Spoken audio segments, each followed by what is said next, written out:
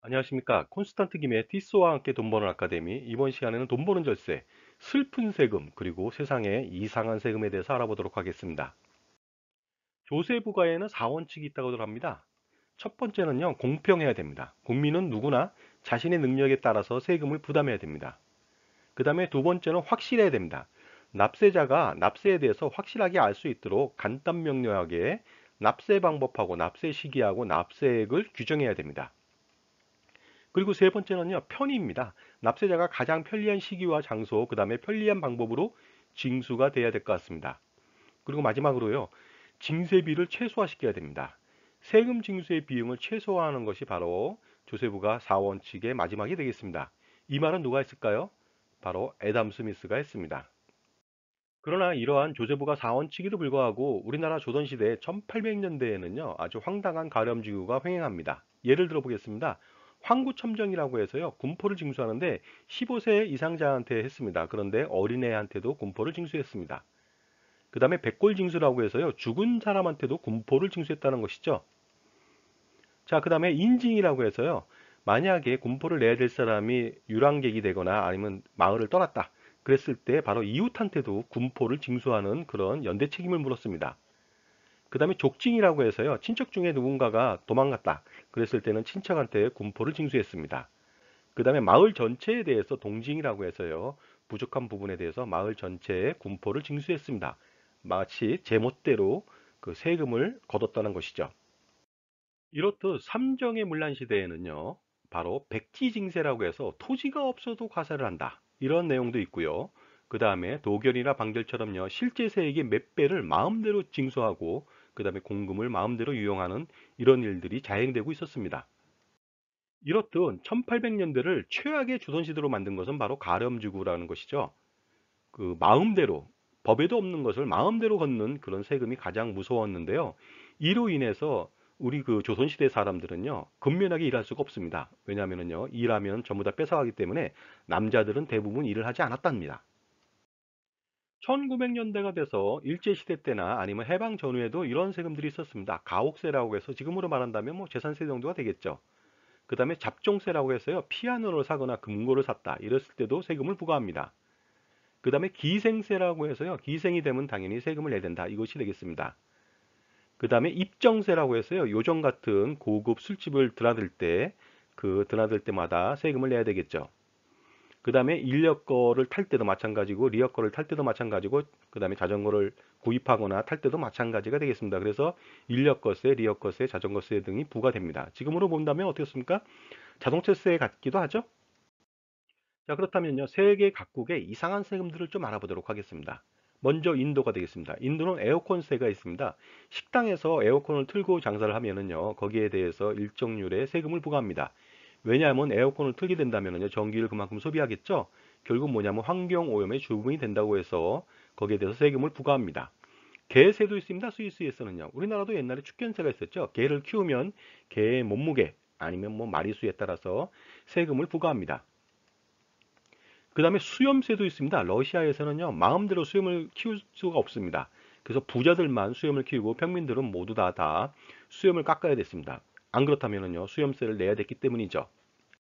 계속해서 알아보도록 하겠습니다. 날강도의 유래가 된 바로 창문세가 되겠습니다. 영국에서는요, 창문 숫자에 따라서 세금을 부과했는데 많은 사람들이 그 굉장히 불만이 많았죠. 왜냐하면요, 햇빛을 보는 것마저도 세금을 부과하니까요. 그래서 날강도, 햇빛을 못 보게 된다. 그래서 날강도가 여기서 유래됐다고 합니다. 프랑스도 창문세가 있습니다. 프랑스는요, 창문수가 아니라 창문 폭에 부과합니다. 그러다 보니까 놀랍게도 그 세로로 길게 건축하는 그런 기현상이 일어나기도 했습니다. 그 다음에 결혼세라고 해서요, 중세에 그 여자가 그 결혼을 하면 다른 곳으로 그 농노가 돼서 떠나기 때문에 여기에 대해서 세금을 징수했고요. 미국 같은 경우에도 결혼을 하게 된다면은요, 각종 미혼이었을 때 세액공제나 소득공제 혜택이 줄어들기 때문에 결혼세 같은 어떤 느낌을 드는 그런 세금이 부과된다고 보는 것이죠. 그 다음에 네덜란드 같은 경우에는 자동차 주행 부가세가 되겠습니다. 오랫동안 자동차를 탄다면은 당연히 환경 오염을 불러일으킬 수도 있다는 것이죠. 자, 계속해서 또 알아볼까요? 일회용 젓가락제도 있습니다. 중국에서는요. 이것이 뭐 결국 환경 오염을 줄이고자 하기 위해서 일회용 젓가락에 세금을 부과하는 것 같습니다. 빗물세라는 것도 있습니다. 빗물세가 뭘까요? 독일에서 부과하고 있는데요. 빗물이 아스팔트 때문에 바닥으로 땅으로 스며들지 못합니다. 이래서 어떻습니까? 홍수를 유발할 수도 있다는 것이죠. 따라서 아스팔트 면적에 따라서 빗물세를 부과하고 있습니다. 에스토니아에서는요, 방귀세라고 해서요, 소가 방귀를 뀌거나 트림을 하면 메탄가스를 배출하거든요. 그러면 오존층을 파괴할 수 있다고 해서 여기에 대해서 방귀세를 부과하고 있습니다. 그리고요, 라떼세라고 했어요. 영국의 스타벅스 일부 매장에서는요, 일회용 컵에 대해서 라떼세를 부과하고 있습니다. 미국에서도요, 포구세를 부과하는데 마찬가지가 되겠습니다. 빗물세랑 비슷한 유형이라고 보시면 되겠습니다. 그 다음에 일본 같은 경우에는요, 이버세라고 해서 낚시를 하는 경우에도 세금을 부과합니다. 그 다음에 입탕세라고 해서요, 광천탕에 입장을 하는 경우 일본에서는 거기에 대해서 세금을 부과하고 있습니다. 자, 그리고요. 몰디브 같은 경우에는 요새 그 해수면이 낮아지면서 거의 뭐 섬 전체가 바닷속에 가라앉을 위험이 있다고 하죠. 따라서 몰디브의 입국 관광객들한테는요, 바로 환경세를 부과합니다. 그 다음에 이탈리아 같은 경우에도 마찬가지가 되겠습니다. 비슷한데요. 환경 보존을 위해서 숙박세하고 관광세를 부과하고 있습니다. 탄자니아에서는요, 그 대머리들은 가발을 쓸 수 없을지도 모르겠습니다. 왜냐하면요, 가발을 썼을 때 세금을 부과해야 되기 때문에 그렇습니다.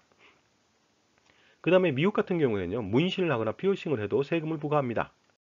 그리고 이러한 세금들도 또 있습니다. 일본 같은 경우에는요, 미남세를 추진한 경우가 있었는데요. 미남세가 뭘까요? 잘생긴 사람에 대해서 세금을 부과한다.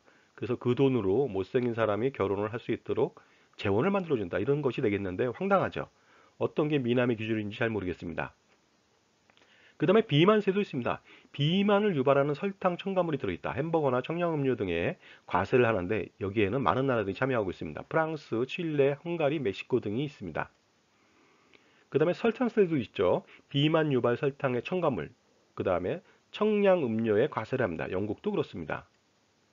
그 다음에 조크세라고 있는데 이것이 뭐냐면요. 만약에 농구를 다른 주에서 한다, 경기를. 그랬을 때 거기에 대해서 과세를 하는 미국의 경우가 되겠습니다. 그 다음에 빌 게이츠가 말했죠. 앞으로 AI의 등장으로 이제 로봇에 대해서 로봇이 일을 하다 보니까 거기에 대해서도 세금을 부과해야 된다. 이런 내용의 이상한 세금도 있습니다. 자, 그런데요. 중요한 것은요. 우리가 세금을 많이 거두려면 여러 가지 핑계를 대면 안 됩니다. 바로 세율을 낮춰야 더 많이 거둘 수 있다는 점을 반드시 알아둘 필요가 있습니다. 왜 그럴까요? 세금을 낮추는 것이 국민을 위한다고 보시면 안 되겠죠. 보다 많은 세금을 걷기 위해서 어떻습니까? 유발 세금을 좀 더 많이 걷기 위해서 세금을 일부러 낮춰준다는 것이죠. 자, 그래서 레퍼곡선이라는 게 있죠. 뭐냐면요. 레퍼곡선은 세수와 세율의 상관관계인데요. 일정 수준으로 세율을 높이면 세수가 증가합니다만 적정한 수준을 넘어서면은요. 오히려 세금은 감소된다는 것이 되겠습니다. 따라서 오히려 그 세수를 증대시키기 위해서는요. 적정 수준, 그다음에 좀 더 낮게 가져가는 것이 훨씬 더 유리하다는 것이 되겠습니다. 여러분은 국가와 조폭이 어떠한 공통점이 있는지 아십니까? 바로 이것입니다. 보호해주는 대신 조폭은 금품을 강탈하고 그 다음에 보호해주는 대신 국가는 세금을 강탈합니다. 그런데 중요한 것은요. 뺏기만 하고 못살게 굴면 결국 아무것도 얻을 수 없다는 것에 대해서 아셔야 될 것 같습니다. 여러분은 솔로몬 왕을 아시죠? 이스라엘의 아주 유명한 현명한 왕이죠. 훌륭한 재판으로도 유명한데요. 사실 솔로몬은요. 훌륭한 재판 말고도 그 가렴주구로 그 엄청난 세금을 거뒀던 왕으로 유명합니다. 신궁전을 짓는다든가 이렇게 해서 세금을 많이 거뒀거든요. 그래서 많은 국민들이 도탄에 빠졌는데요. 솔로몬 왕이 죽고 나서 아들 르호보암이 왕이 되자 많은 귀족들이 아버지 때 고생했으니까 가렴주구를 좀 줄여주십사 하고 요청을 했습니다. 하지만 어떻습니까? 르호보암은 아버지 때보다 더 많은 세금을 걷겠다고 얘기하다 보니까요. 이스라엘은 남북으로 분열됐고 얼마 안 가서 패망의 길을 걷게 됩니다. 결국 뭐냐면요. 가렴주구는 세금도 못 걷고 나라를 패망으로 이끄는 첩경이 될 수 있다는 점이죠. 자, 이에 반해서요. 세금을 바라보는 태도가 다른 왕이 있습니다. 그 영국을 세계 최고의 국가로 만든 엘리자베스 여왕을 한번 예를 들어 보겠습니다. 엘리자베스 여왕은요, 돈은 모두 귀족한테 필요시 자발적으로 쓰게 한다는 원칙을 가지고 있습니다. 그래서요, 세금을 덜 거두면서 귀족들의 인기를 얻고 유사시 전쟁 같은 것이 났을 때 필요한 세금을 귀족들이 자발적으로 내게 만들었습니다. 그래서 자기는 언제나 이런 말을 하죠. 난 세금이 내 금고에 있는 것보다 귀족들 금고에 있는 것이 더 좋다. 이로써 훨씬 더 많은 세금 효과를 누렸습니다. 이처럼 세금을 더 많이 거두려면요, 현명한 세금 거지가 필요합니다. 단순하게 세율만 올려서는 될 문제가 아니죠. 그래서 세율을 낮추고 기업 활동을 최대한 지원해서 유발 세금을 촉진시켜야 되지 않을까 생각합니다. 자, 기업 활동 촉진을 통해서 유발 세금을 확대한다. 이것은 무슨 뜻일까요? 자, 기업 활동을 하면 먼저 법인세가 세수가 증가합니다. 사업소득세도 증가하겠죠? 그리고 법인이나 일반 기업에 많은 사람들이 채용돼서 근로소득세를 많이 낼 겁니다. 그 다음에 소득과 자산이 많아진다면요, 주식이나 아니면 부동산 같은 경우 사겠죠? 그랬을 때 양도소득세도 내겠죠. 그 다음에 소비도 많이 진작되겠죠?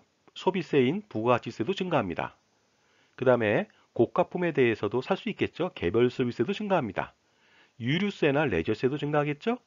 그 다음에 취득세나 증권거래세 등도 전반적으로 늘어나게 된다는 것이 되겠습니다. 자, 세금의 종류를 이렇게 나열해 봤습니다. 국세가 있고요. 그 다음에 지방세가 있습니다. 국세 14개, 지방세 11개인데요. 이러한 세금을 모두 거두려면요, 국민 모두가 소득과 재산이 많아야 됩니다. 결국 기업활동 촉진을 통해서 소득과 그 다음에 재산을 증식해야만 이러한 많은 세금을 낼 수 있다는 점을 명심할 필요가 있습니다. 따라서 세금을 걷는 정책은 굉장히 현명해야 됩니다. 그래야만, 현명해야만 두 마리 토끼, 세수와 국민의 지지와 사랑을 동시에 받을 수가 있습니다. 자, 지금까지 슬픈 세금과 세계의 이상한 세금들에 대해서 알아봤고요. 세수를 늘리기 위해서 보다 현명해질 필요가 있는 현명한 정책이 필요하다고 말씀드렸습니다. 감사합니다.